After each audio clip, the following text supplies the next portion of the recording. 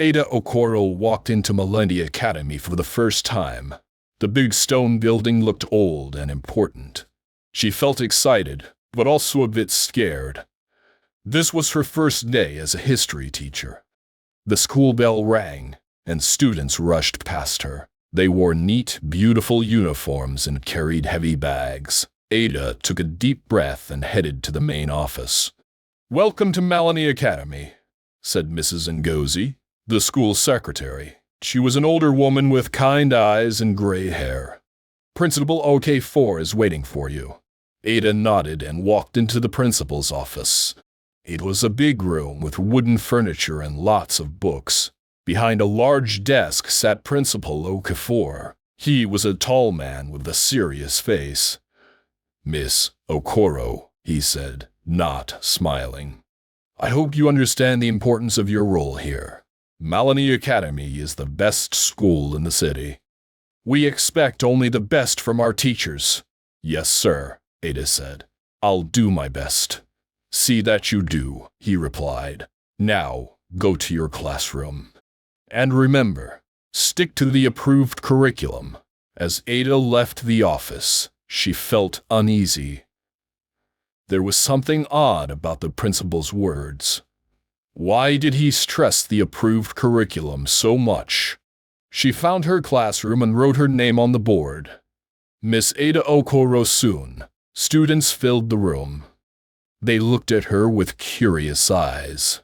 "Good morning, class," Ada said with a smile. "I'm your new history teacher.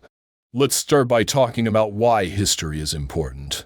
As she taught, Ada felt more comfortable.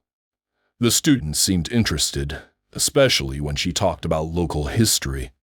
But when she mentioned some old stories about the land the school was built on, a strange thing happened. The classroom door suddenly slammed shut. Everyone jumped. Ada went to open it, but it wouldn't open. Then, just as quickly, it swung open on its own. "That was weird," one student said.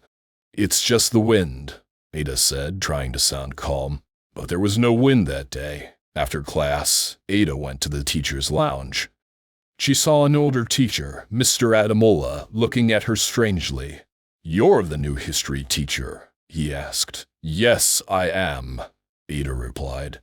He leaned in close and whispered, "Be careful what you teach about this place. Some stories are better left untold." Before Ada could ask what he meant, Mr. Adamola walked away quickly. She felt a chill run down her spine. What was going on at this school? That night, Ada couldn't sleep. She kept thinking about the strange door, the principal's warning, and Mr. Adamola's mysterious words. She decided to do some research on MALANI Academy's history. As she searched online, she found very little information. The school's website only had a short paragraph about its founding 50 years ago. There were no details about who built it or why this location was chosen. Ada dug deeper.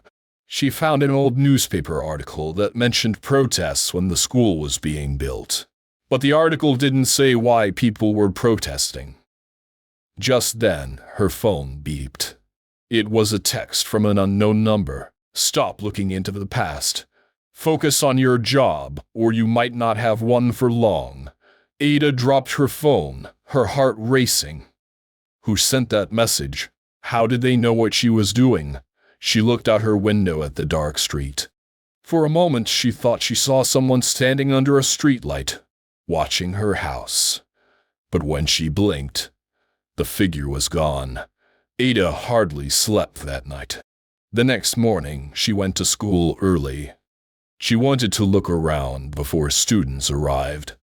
As she walked down the empty hallways, she heard something. It sounded like whispers coming from inside the walls. She put her ear against the walls, trying to make out the words.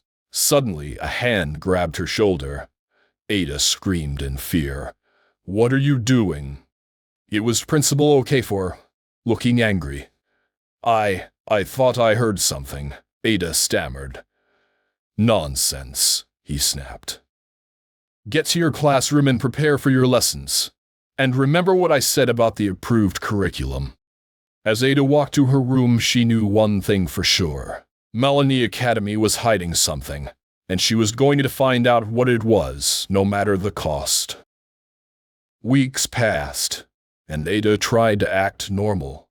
She taught her classes and smiled at other teachers, but inside, she couldn't stop thinking about the school's secrets. One day, while helping in the library, Ada found something strange. She was putting away old books when a small photo fell out. It was black and white, showing a group of men standing in front of the school. Ada looked closer. She recognized one man as the school's founder, Mr. Malani, but the others were new to her. They all wore fancy suits and had serious faces. In the background, Ada noticed something odd, a strange symbol carved into a stone. Just then, the librarian, Mrs. Mary, walked by. "What's that you have there?" she asked sharply. Ada quickly hid the photo. "Nothing important," she lied. "Just an old bookmark." Mrs. Mary stared at her for a long moment. "Be careful with old things, Miss Okoro. Sometimes it's best to leave the past where it belongs." That night, Ada couldn't sleep. She kept looking at the photo, wondering about the men and the strange symbol. She decided to ask her students if they recognized it. The next day in class, Ada drew the symbol on the board. "Hasn't anyone seen this before?" she asked. The room went quiet. Students looked at each other nervously. Finally, a girl named Naya raised her hand. "My grandmother has a necklace with that symbol," Naya said softly. "She says it's very old and powerful, but she never tells me what it means." Suddenly, the classroom door burst open. Principal Okafor stormed in, his face red with anger. "Miss Okoro!" "My office, now!" he shouted. Ada followed him, her heart pounding. In his office, Principal Okafor glared at her. "I warned you about sticking to the approved curriculum," he said. "That symbol is not part of our history lessons. Erase it from the board and never mention it again." "But sir," Ada protested, "isn't it important for students to learn about local history? You're walking a dangerous path, miss." "Ada," the principal said, his voice low and threatening. "Drop this now, or you'll regret it." Ada left his office feeling scared, but also more determined than ever. She knew she was onto something big. That afternoon, Ada decided to explore the school grounds. Behind the main building, she found an old janitor's room. As she got closer, she heard voices inside. "We can't let her keep asking questions," a man said. Ada recognized Principal Okafor's voice. "Maybe it's time we showed her what happens to people who dig too deep," another voice replied.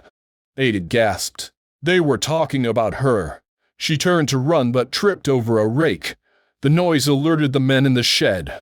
"Who's there?" Principal Okafor shouted. Ada got up quickly and ran. She didn't stop until she reached her car. As she drove home, her mind raced. What were they hiding? And what would they do to keep their secret? At home, Ada locked all her doors and windows. She tried to calm down and think. She needed help, but who could she trust? Then she remembered Mr. Danjuma, the friendly old janitor. He had worked at the school for decades. Maybe he knew something. The next day, Ada found Mr. Danjuma cleaning the hallways. She showed him the photo. "Mr. Danjuma, do you recognize any of these men?" she asked quietly. The old man's eyes widened. He looked around to make sure no one was listening. "Meet me tonight at 9 p.m. behind the school," he whispered. "I'll tell you what I know, but be careful, teacher. You're stirring up old ghosts." As Ada waited for night to fall, she felt both excited and terrified. What would she learn? And would this knowledge put her in even more danger? The sun set, and darkness came over Malani Academy. Ada drove to the school. her headlights off. She parked far away and walked to the meeting spot. Mr. Danjuma was already there, looking nervous. "Quick," he said, "follow me." He led her to a part of the school Ada had never seen before. They went down old stairs deep under the building.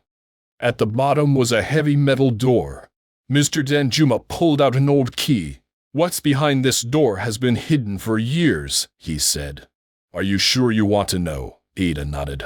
Her heart was racing, but she knew she had to find out the truth. The door creaked open, revealing a dark room. Mr. Danjuma turned on a flashlight. What Ada saw made her tensed. The walls were covered with more symbols like the one in the photo. Old papers and maps were scattered everywhere, and in the center of the room stood a large stone altar. "Welcome," Mr. Danjuma said, "to the real history of Melani Academy." Ada stared at the hidden room, her mind racing. "What is all this, Mr. Danjuma?" she asked, her voice barely above a whisper. The old janitor sighed heavily. "This school wasn't built just for education, Miss Okoro. It was built to hide something." He pointed to the papers on the walls. Ada moved closer. They were maps, but not like any she'd seen before. Strange markings covered them, with lines connecting various points across Africa. "These lines have a deep meaning," Mr. Danjuma explained. "Ancient paths of power. The men who built this school believed they could harness that power." Ada's fingers traced the strange symbol on one of the maps. "And this, what does it mean?" "It's the mark of a secret society," Mr. Danjuma said. "The Guardians of the Dark, as they called themselves. They have really deep secrets that I think are linked to the mysterious deaths of past students of Melani Academy." Suddenly, a noise echoed from above. "Footsteps. Someone's coming," Ada whispered urgently.